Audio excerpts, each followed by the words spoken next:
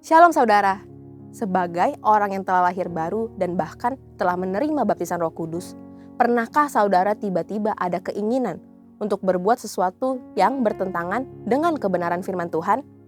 Seperti keinginan untuk bergosip atau memikirkan hal yang jahat tentang seseorang, atau mungkin keinginan berbelanja yang tidak bisa diatur sehingga harus meminjam uang melebihi batas, atau keinginan untuk menyukai sesama jenis misalnya.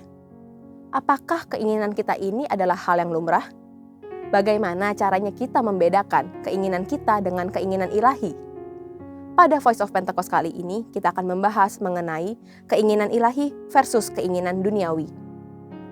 Menurut Baker's Evangelical Dictionary of Biblical Theology, kata keinginan desires di dalam Alkitab mencakup kehendak manusia, emosinya, dan hasrat.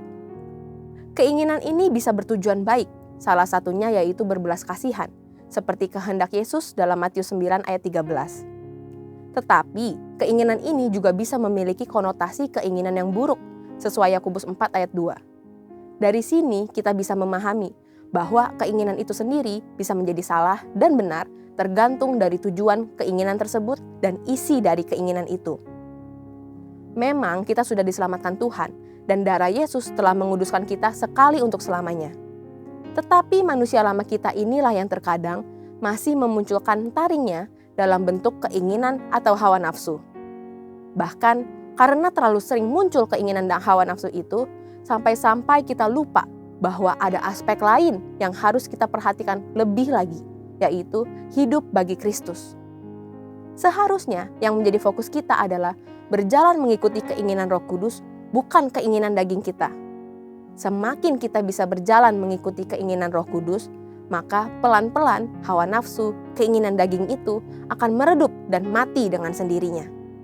Keinginan Roh Kudus yang seperti apa yang kita ikuti? Dalam 1 Tesalonika 4 ayat 7-8 dikatakan, Allah memanggil kita bukan untuk melakukan apa yang cemar, melainkan apa yang kudus. Karena itu siapa yang menolak ini bukanlah menolak manusia, melainkan menolak Allah yang telah memberikan juga Roh-Nya yang kudus kepada kamu. Dari kedua ayat ini sudah jelas bahwa keinginan Bapa adalah untuk setiap anak-anaknya memilih apa yang kudus dan bukan yang cemar. Dan Roh Kudus diberikan dalam hati setiap kita agar kita memiliki kepekaan untuk tahu apa yang kudus dan berkenan kepada Tuhan. Saat ini pilihan ada di tangan kita. Apakah kita hari ini mau menyenangkan hati Tuhan atau mau menyenangkan kedagingan kita sendiri? Jangan jadikan alasan kita masih di bumi membuat saudara merasa normal dan lumrah mengikuti keinginan daging dan sulit untuk menyenangkan hati Tuhan. Dalam Yakobus 4 ayat 7-8, ada dua cara yang dapat kita lakukan untuk bisa mengalahkan hawa nafsu yang salah. Pertama, kita harus mendekat kepada Allah dan melawan iblis.